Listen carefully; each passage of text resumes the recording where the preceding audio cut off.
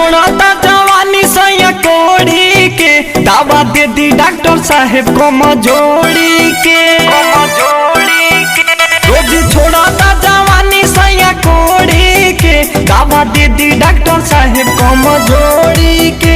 बाटे नानी उमर तोर देला कमर, रोज सुतता बेचारा के ओढ़ी के। रोज छोड़ता जवानी सैया कोड़ी के, दवा दे दी डॉक्टर साहेब कमजोरी के। रोज छोड़ता जवानी सैया कोड़ी के, दवा दे दी डॉक्टर साहेब कमजोरी के।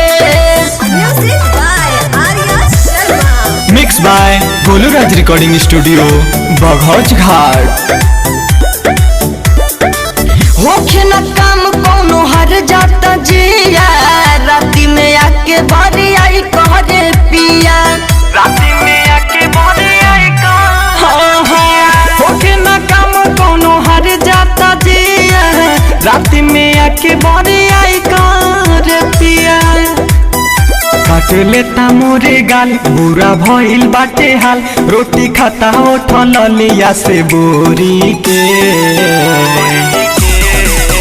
रोज छोड़ता जवानी सैया कोड़ी के, दवा दे दी डॉक्टर साहेब कमजोरी के।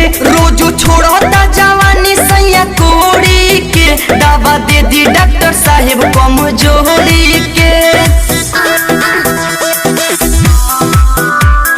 Mix by Goluraj recording studio Baghauch Ghat.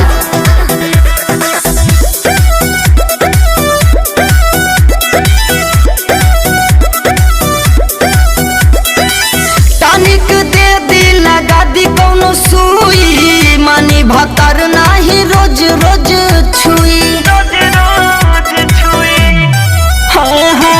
Tonic दे दी लगा दी कौनो सुई, मानी भतारे नाही रोज रोज छुई।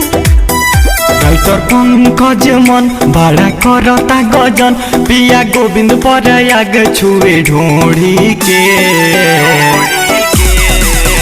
रोज छोड़ता जवानी सैया कोड़ी के, दवा दे दी डॉक्टर साहेब कमजोरी के। रोज छोड़ता जवानी सैया कोड़ी के, दवा दे दी डॉक्टर साहेब कमजोरी